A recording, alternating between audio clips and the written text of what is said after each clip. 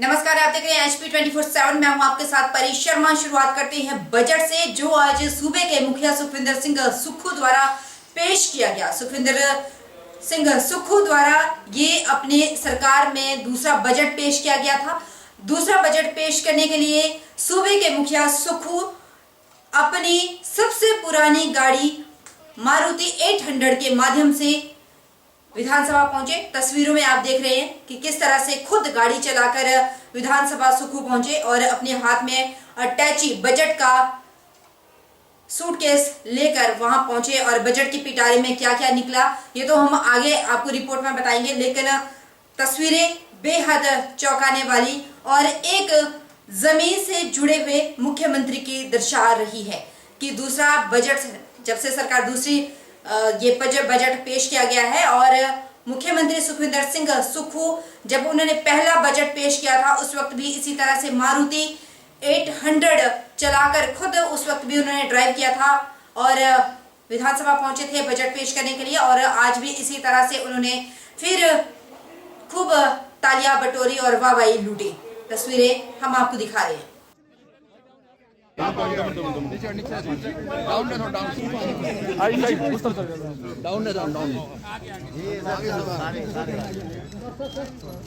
Sir इधर देखना sir, sir Alto car में आया कोई मैसेज वो याद है।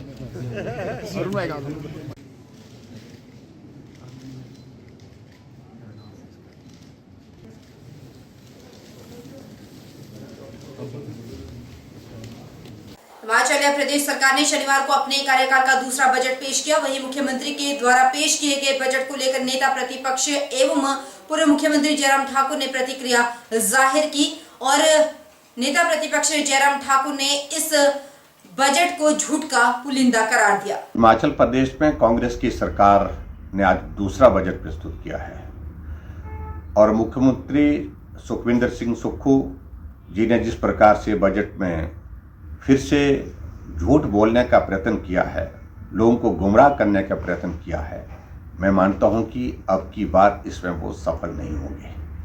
देखिए, झूठ बोलने की ये सारी बातें बार बार इस प्रकार से करना, लोगों का भरोसा टूट चुका है। लोग विश्वास नहीं करेंगे, भरोसा नहीं करेंगे। सत्ता में आने से पहले झूठ बोला, झूठी गारंटियां दे करके गारंटी पूरी नहीं हुई। फिर सत्ता हासिल हुई तो पहला बजट प्रस्तुत किया, जो घोषणा की उनमें से 95% जो योजनाएं उनने घोषणा की ही, जो वादे उनने किए थे पहले बजट में, उनमें से कुछ काम हुआ ही नहीं। और उसके बाद अभी हाल ही में इस बजट में जो मुख्यमंत्री जी फिर से झूठ बोल करके लोगों को गुमराह करने की दिशा में प्रयत्न कर रहे हैं, क्योंकि उनको अच्छी तरह से मालूम है कि लोकसभा का चुनाव आने वाले समय में है, तो लोकसभा के चुनाव से पहले फिर झूठ बोल करके गुमराह किया जाए, तो मैं समझता हूं कि हिमाचल प्रदेश की जनता इसको सिरे से नकारेगी, सिरे से खारिज करेगी। सबसे बड़ी बात तो यही कहूंगा मैं कि हिमाचल प्रदेश में इस बजट में किसी भी वर्ग के लिए कोई राहत नहीं है। कर्मचारियों की अगर बात कहते हैं, कर्मचारी हितैषी की बात उनने कही, अभी तक इस बजट में कोई उस बात का जिक्र नहीं है। ओपीएस की बात कहते कहते अपने आप वो उसमें उलझ करके रह गए कि ओपीएस में अब आने वाले समय में जिक्र आज बजट में नहीं किया है, लेकिन हकीकत है इस बजट के बाद जब लोकसभा का चुनाव होगा, जो ओपीएस के लोगों को भी निराशा इसमें हाथ लगने वाली है, क्योंकि 50% लास्ट पे ड्रॉन के जो पेंशन की उनकी एक सुविधा है उसको कम करने की दिशा में प्रयत्न चल रहा है। मैं ये बड़ा साफ कह रहा हूं, उसको 30% करने की दिशा में चीजें चल रही हैं। और दूसरी बात, क्या ये सत्य नहीं है कि जहां पूरा साल वो कोसते रहे हिमाचल प्रदेश में पूर्व सरकार को कि भारतीय जनता पार्टी की सरकार ने ऋण लिया, आपने तो हिमाचल प्रदेश में ऋण इस कदर लिया कि तमाम रिकॉर्ड तोड़ दिए। 14 महीने में 14,000 करोड़ रुपए का ऋण लिया, जिसको खुद उन्होंने आज स्वीकार किया अपने बजट में, अपने बजट स्पीच में भी। इसके अलावा आगे बढ़ करके हम इस बात को अगर देखें, आज आप बहुत ज़्यादा कह रहे हैं कि एमएसपी हम आपने दूध के लिए सुनिश्चित कर दी। अरे आपने वादा तो ये किया था कि गाय का दूध 100 रुपये लीटर और गाय का दूध 80 रुपये लीटर और भैंस का दूध 100 रुपये लीटर, लेकिन अभी जो पिछली घोषणा की है उसके हिसाब से दूध की कीमतें अभी तक मिल नहीं रही है। आज आपने फिर घोषणा कर दी कि 45 रुपये लीटर गाय का दूध और 55 रुपये भैंस का दूध, इस बात को सुनिश्चित करेंगे। लेकिन घोषणा करने के बाद मेरा मुख्यमंत्री जी से इस बात के लिए भी आग्रह है कि कम से कम उनको लागू भी करो, उनको उस दिशा में आगे बढ़ाने के भी प्रयत्न करो। आपने हिमाचल प्रदेश में हजारों संस्थान चले हुए, खुले हुए संस्थान बंद किए हैं, उसके लिए कोई आपने जिक्र नहीं किया। आपने हिमाचल प्रदेश में इस बात के बारे में कोई जिक्र नहीं किया कि आपने रेवेन्यू जनरेट करने के रास्ते क्या होंगे। अब बातें तो कह रहे हैं आपकी, हमारा एक्साइज पॉलिसी के अंतर्गत हमारे हिमाचल प्रदेश में बहुत बड़ा इंक्रीज आ रहा है, लेकिन हकीकत क्या है? 10 और 11% की ग्रोथ तो हर साल पहले भी आती थी, अब की बार वो 12% तक आ गई है, 12% से ऊपर जा नहीं रही है। और ऐसी सूरत में लोगों को फिर झूठ बोलने की बात कर रहे हैं, तो मैं समझता हूं कि ये उचित नहीं होगा। आपने फिर योजनाओं की शुरुआत की है, सुखाश्रय पहले शुरू की थी, उसमें भी लोगों के बीच में एक हास्य का विषय बना कि अपने नाम के साथ योजना जोड़ दी, और आज और योजनाओं का भी जिक्र किया है, और जिसमें आपने एक सुख आरोग्य योजना का जिक्र किया है, सुख शिक्षा योजना का जिक्र किया है। फिर अपने नाम के साथ योजनाओं का जिक्र करने से लोगों को उसका लाभ नहीं मिलता है जब तक योजनाएं लोगों तक पहुंचाने के लिए काम ना किया जाए। और इसके अलावा आपने कुछ वर्ग के लिए जो घोषणा की है, वो घोषणा मात्र इसलिए किए हैं कि ठीक इस बजट के बाद लोकसभा का चुनाव है, और लोकसभा के चुनाव आने की वजह से आपको लग रहा है कि अब लोगों को गुमराह करना चाहिए, लोगों को फिर से उस प्रकार से जिस प्रकार से आप सफल हो गए पहली बार हिमाचल प्रदेश में, पिछली बार झूठी गारंटी दे करके सरकार बनाने में। लेकिन मैं ये कहता हूं कि भरोसा टूट चुका है, विश्वास टूट चुका है। अब बार बार झूठ बोल करके अब लोगों का विश्वास नहीं जीत सकते हैं। अब के बार आपको सारी चीज़ को लेकर के ये झेलना पड़ेगा। और मैं दूसरी बात इसके साथ ये भी कहना चाहता हूँ कि हिमाचल प्रदेश में इस बजट में गरीब लोगों के लिए क्या राहत दी आपने हिमाचल प्रदेश में एक बात का जिक्र किया है, आपने जिक्र किया कि हमने आपदा में बहुत बड़ा पैकेज दिया जो देश में किसी राज्य में नहीं। मात्र घोषणा करने से पैकेज की बात पूरी होती है क्या? शनिवार को मुख्यमंत्री सुखविंदर सिंह सुक्खू के द्वारा विधानसभा में वर्ष 2024-2025 के लिए बजट प्रस्तुत किया गया। अपने बजट भाषण में उन्होंने लोक लुभावर बजट पेश करने की कोशिश की और हर वर्ग को राहत देने की कोशिश की गई। मुख्यमंत्री सुक्खू द्वारा पेश किए गए बजट को लेकर प्रदेश कांग्रेस प्रवक्ता आकाश शर्मा ने कहा कि मुख्यमंत्री सुखविंदर सिंह सुक्खू के द्वारा जनहितैषी बजट पेश किया गया है, जिसमें प्रदेश के हर वर्ग का ख्याल रखा गया, जनप्रतिनिधियों के मानदेय को भी बढ़ाया गया। हिमाचल प्रदेश सरकार द्वारा जो आज बजट पेश किया वह जनता का हितैषी बजट है। सभी वर्गों का उसमें ध्यान रखा गया है और जो जनप्रतिनिधि हैं उनके मानदेय को उसमें बढ़ाया गया है। और यह कोशिश की गई है कि समाज के प्रत्येक वर्ग का जो है बजट के अनुरूप कार्य हो। बजट में प्रत्येक वर्ग का ध्यान रखा गया है और यह एक सभी वर्गों का हितैषी बजट जो है आज हिमाचल प्रदेश सरकार ने पारित किया है। आपको पता है कि वित्तीय हालात किस प्रकार के चल रहे हैं, लेकिन उसके बावजूद जो है बजट में सबको राहत देने की कोशिश की। वहीं बजट को लेकर आम जनता ने भी मिलीजुली प्रक्रिया जाहिर करते हुए कहा कि बजट आम आदमी के लिए ठीक ठाक ही है, क्योंकि ये बजट ठीक भी है और नहीं भी। बजट में की गई घोषणाओं को लागू करने के लिए सरकार को टैक्स में बढ़ोतरी करनी पड़ती है। बजट में केवल कर्मचारियों का ही ख्याल रखा जाता है और गरीब कामगार लोगों को बजट का कोई फायदा नहीं मिलता।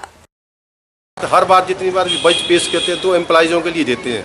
ये एम्प्लॉइजों की बढ़ोतरी होगी, इनको DA% दे दिया, 5% दे दिया, 10% दे दिया, कुछ भी दिया। हमें बार बार जो है इन एम्प्लॉइजों के पीछे ही पड़े रहते हैं ताकि ऐसा भी एम्प्लॉइज ज़्यादा फायदा ले रहे हो। हम लोग गरीब लोग हैं, हम लोगों को इससे कोई फायदा नहीं मिल रहा है, इससे हम कोई भी संतुष्ट नहीं है। सरकार ने जो बजट पेश किया है, बजट जो पेश करी है, वो आम लोगों को इसका कोई भी फायदा नहीं है। हम आम लोग चाहते हैं कि इस बजट को छोटे से लेके बड़े तक जो छोटे मजदूर काम करते हैं, बड़े मजदूर काम करते हैं, कोई बिल्डिंग का काम करते हैं, रेडी फड़ी लगाते हैं, कुछ लगाते हैं, इस बजट का उनको भी फायदा मिलना चाहिए। जो सरकार बजट पेश करती है वो अपनी गुंजाइश के मुताबिक जो है बजट को पेश करती है। कुछ को फायदा होता है और कुछ को नहीं होता। आम आदमी के लिए ठीक है और ठीक भी नहीं है, क्योंकि सरकार जब बजट पेश करेगी तो उसका समाधान करना होगा, तो उसके लिए सरकार को टैक्स जो है वो बढ़ाने पड़ते हैं और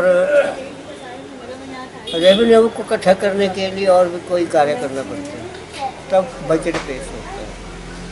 आगे जाने बजट पेश करने वाले मुख्यमंत्री और विधायक। आपको बता दें कि प्रस्तुत बजट में सीएम ने विधायक प्राथमिकताओं के स्वरूप में बदलाव का ऐलान किया। विधायक प्राथमिकता के वित्तीय पोषण की वर्तमान सीमा को 175 करोड़ से 195 करोड़ करने की घोषणा की। सेवानिवृत्त कर्मचारियों के लीव एनकैशमेंट और ग्रेजुएटी से संबंधित बकाया भुगतान 1 मार्च 2024 से चरणबद्ध तरीके से शुरू हो जाएगा।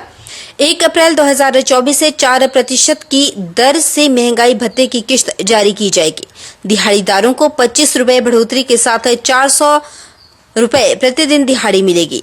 मुख्यमंत्री सुखविंदर सिंह सुक्खू ने ओलंपिक में व्यक्तिगत स्पर्धा में स्वर्ण जीतने पर पुरस्कार राशि बढ़ाकर 3 से 5 करोड़, रजत जीतने पर 2 से 3 करोड़ और कांस्य पदक जीतने से 1 से 2 करोड़ मिलेंगे। नई खेल नीति लाई जाएगी। आंगनबाड़ी कार्यकर्ताओं को 10,000 रुपए मानदेय, मिनी आंगनबाड़ी कार्यकर्ताओं को 7,000, सहायिका को 5,500, आशा वर्कर को 5,500, एमडीएम वर्कर को 4500, शिक्षा विभाग को जलवाहकों 5,000, जल रक्षक को 5300, जल शक्ति विभाग के मल्टीपर्पज वर्कर को 5,000, पैराफीटर ऑपरेटर को 6300, पंचायत चौकीदार को 8,000, राजस्व चौकीदार को 5800, नंबरदार को 4200 रुपए मानदेय मिलेगा। वहीं एमएमसी और आईटी शिक्षकों के मानदेय में 1900 रुपए बढ़ाने की घोषणा की गई। सिलाई अध्यापकों को 500 रुपए बढ़ोतरी की गई है। मुख्यमंत्री से मनरेगा कामगारों की दिहाड़ी को 240 से बढ़ाकर 300 रुपए करने की घोषणा की। 1 लाख रुपए से अधिक वार्षिक आय वाली मनरेगा महिला कामगारों को मकान बनाने के लिए 3 लाख रुपए की सहायता दी जाएगी। पंचायती राज संस्थाओं के सदस्यों के मानदेय में भी बढ़ोतरी की घोषणा की गई। कांग्रेस पार्टी के कर्मठ ईमानदार कार्यकर्ताओं और नेताओं को दरकिनार करने की कोशिश की जा रही है, जिन्होंने अपना सारा जीवन पार्टी के लिए समर्पित किया। ये बात हम नहीं कह रहे, बल्कि ये बात कही है कांग्रेस कमेटी मुख्य प्रवक्ता आकाश शर्मा ने। उन्होंने कहा कि पूर्व मंत्री प्रकाश चौधरी ने ये स्पष्ट रूप से कहा कि किस तरह से सरकार में उनको नजरअंदाज किया जा रहा है और अपनी बात को उन्होंने पार्टी हाईकमान और सरकार के समक्ष भी रखा। प्रदेश कांग्रेस प्रवक्ता आकाश शर्मा ने कहा कि जिस तरह से कांग्रेस सरकार में ईमानदार कर्मठ कार्यकर्ताओं और नेताओं को नजरअंदाज किया जा रहा है, ये बेहद दुखदाई है। कुछ ठेकेदार पार्टी के वर्चस्व पर हावी होने की कोशिश कर रहे हैं, ये बिल्कुल ठीक नहीं। उन्होंने कहा कि हाईकमान को अवगत करवाया गया है कि मानदंड तय होने चाहिए। कई लोगों को सरकार में रेवड़ियों की तरह पद वितरित किए जा रहे हैं और ईमानदार कार्यकर्ताओं और नेताओं की अनदेखी की जा रही है। सरकार और संगठन को इस दिशा में ठोस कदम उठाने चाहिए। पार्टी के कर्मठ, ईमानदार और उन लोगों को दरकिनार करने की कोशिश की जा रही है जिन्होंने अपना सारा जीवन जो है वो पार्टी के लिए समर्पित कर दिया। प्रकाश चौधरी जी ने जो मुद्दे उठाए, उन मुद्दों में उन्होंने विस्तार पूर्वक कहा है कि किस प्रकार से उनको नज़रअंदाज किया जा रहा है, और इस बात को जो है वो पार्टी की फोरम पे भी रखा है और सरकार के समक्ष भी इस बात को रखा गया है। और हमें लगता है कि जल्द इस बात को सुलझा लिया जाएगा और अपना इस्तीफा पार्टी के हित में वापस लेंगे, क्योंकि लोकसभा के इलेक्शन जो हैं वो बहुत जल्दी होने वाले हैं। लेकिन हमारा यह भी मानना है कि जो स्थितियाँ चली हुई और जिस प्रकार से पार्टी के कर्मठ और ईमानदार और लोगों को दरकिनार करने की कोशिश कुछ ठेकेदारों द्वारा की जा रही है, कुछ ऐसे नेताओं द्वारा की जा रही है जो ओवरलैपिंग पार्टी के ऊपर कर रहे हैं, पार्टी के वर्चस्व के ऊपर कर रहे हैं, वो बिल्कुल भी ठीक नहीं है। इस संदर्भ में बतौर पार्टी के मुख्य प्रवक्ता हमने जो है माननीय शीर्ष नेतृत्व को भी अवगत कराया है हाईकमान को भी अवगत कराया है और कहा है कि कुछ ना कुछ जो है वो तय किया जाना चाहिए, मापदंड तय किए जाने चाहिए। कईयों को रेवड़ियों के हिसाब से जो है पदों को वितरित किया जा रहा है। सरकार में 2-2, 3-3 जगह उनकी नियुक्तियाँ की जा रही हैं और कई लोग जो बरसों से अपना सर्वस्व जो है पार्टी के लिए लगा रहे हैं, लगा चुके हैं और आगे भी पार्टी के प्रति निष्ठावान हैं, उनको जिस प्रकार से नज़रअंदाज किया जा रहा है, धोखे में रखा जा रहा है, वो बेहद दुखदाई है। और हमें लगता है कि सरकार और संगठन जो है इसमें तुरंत आवश्यक कार्रवाई करेंगे और प्रकाश चौधरी जी भी जो है अपना इस्तीफा वापस लेके पार्टी के प्रति कार्य करेंगे। हिमाचल प्रदेश में कांग्रेस सरकार ने इस साल का अपना वार्षिक बजट पेश कर दिया, जिसमें मुख्यमंत्री सुखविंदर सिंह सुक्खू ने 58,444 करोड़ रुपए का वार्षिक बजट पेश किया। ऐसे में इस बजट में कृषि क्षेत्र, पंचायत प्रतिनिधियों, मानदेय, खिलाड़ियों को प्रोत्साहित राशि, नई फिल्म नीति बनाने और वाल्मीकि समाज के लिए भी आवास योजना की घोषणा की। इससे हिमाचल प्रदेश के लोगों का मनोबल बढ़ा है और लोगों ने वार्षिक बजट में कई योजनाओं का बखान करने पर प्रदेश सरकार का भी आभार व्यक्त किया। जिला कुल्लू में भी जब स्थानीय लोगों से कांग्रेस सरकार के वार्षिक बजट के बारे में बात की गई तो लोगों ने प्रदेश सरकार से आग्रह किया कि वह अब जल्द से जल्द इन योजनाओं को लागू करे ताकि सरकार के द्वारा जो वार्षिक बजट जारी किया गया है उसे आम जनता को लाभ भी उसका मिल सके। जो बजट में उन्होंने हमारे वाल्मीकि समाज के लिए जो 2.5 लाख या 3 लाख देने की घोषणा की, हम इस बजट में बहुत खुशी महसूस कर रहे हैं। मैं प्रदेश सरकार का धन्यवाद करती हूँ कि ये हमारे लिए पहली बार ये जो वाल्मीकि समाज के लिए ये जो कदम उठाया, हमें बहुत अच्छा महसूस हो रहा है। और जो प्रदेश सरकार में जो सरकारी कर्मचारियों का मानदेय बढ़ाया गया उसके लिए भी मतलब हमें अच्छा महसूस हो रहा है कि सभी को ये जो अच्छी स्कीम दी है इनके लिए भी हम धन्यवाद भी करते हैं प्रदेश सरकार का। जी, इस बार का जो बजट है, सरकार ने 58,000 करोड़ रुपए का एक सम्मानजनक बजट हिमाचल प्रदेश की जनता के लिए रखा है। इसमें से कृषि क्षेत्र के लिए, जिससे हिमाचल प्रदेश के नौजवानों को इससे रोजगार से जुड़ने का अवसर प्राप्त होगा और उसके साथ साथ में यहाँ पे जितने भी जो है फसलों में जो एक बात लंबे समय से चली आ रही है कि जो है कुछ दवाइयाँ जो है जहर के रूप का काम कर रही है, इसको खत्म करने का प्रयास सरकार ने यहाँ पे किया है और इसको कुल मिला के 680 करोड़ रुपए का इस क्षेत्र में बजट का ऐलान किया है और इसके साथ साथ इसमें MSP को भी ध्यान में रखा गया है। तो हम उम्मीद करते हैं कि ये जो सरकार ने 58,000 करोड़ रुपए का बजट का ऐलान प्रदेश की जनता ने किया है, इससे पूरी तरह से जनता का जो है एक तरह से विकास में बहुत सहयोग करेगा। देखिए, जो बजट सत्र में मुख्यमंत्री सुखविंदर सिंह सुक्खू जी ने जो बजट सत्र में जो नई फिल्म नीति के बारे में जो घोषणा की है, इससे पहले भी चाहे कुल्लू की बात करें या लाहौल स्पीति की बात करें तो कई फिल्म यूनिट्स जो है प्रोड्यूसर डायरेक्टर जो आके वहाँ पे शूट करते हैं, लेकिन उनको बड़ी समस्या रहती थी कि किसी पंचायत से NOC लेना है, पुलिस वालों से NOC लेना है। तो ये जो नई फिल्म नीति का जो इन्होंने घोषणा की है, इसका जल्द मुझे लगता है कि इसका इम्प्लीमेंट होना चाहिए ताकि एक ही स्टेज पे, एक ही जगह पे उन जितने भी जो प्रोड्यूसर डायरेक्टर्स आते हैं उनको सुविधा मिल सके और जिससे पर्यटन कारोबार में भी बढ़ोतरी होगी। और जो जनजातीय ज़िला लाहौल स्पीति में जो वादियां हैं इस समय, चाहे सर्दियों की बात करें, अटल टनल खुलने के बाद जो है बहुत से स्कोप वहाँ पे उपलब्ध हुए हैं। तो ये नई फिल्म नीति को जल्द से जल्द लागू करने की आवश्यकता होगी। है काफ़ी बढ़ चुका है। इससे थोड़ा सा मनोबल अगर हम कहें जो जनप्रतिनिधि चुन के आते हैं उनका ज़रूर बढ़ता है, क्योंकि छोटे छोटे काम होते हैं जहां पर खर्चे भी होते हैं, कई बार पर्सनली भी लोगों को जो है जनप्रतिनिधियों को खर्चा करना पड़ता है, तो उससे कहीं ना कहीं मजबूती मिली है। खासतौर पर उन महिलाओं को जो चुनकर पंचायतों में और नगर परिषद में आई है, छोटे छोटे काम होते हैं। सरकार से हमारा आग्रह है कि आगे भी जब बजट पेश किया जाए तो शहर का जो है खास ख्याल रखा जाए, जो नगर परिषद है, क्योंकि बहुत से छोटे कार्य होते हैं विकास के, उसको जो है मजबूती मिले। यहाँ रुकेंगे छोटे से ब्रेक के लिए, ब्रेक के उस पार फौरन लौटेंगे बन रहे हमारे साथ।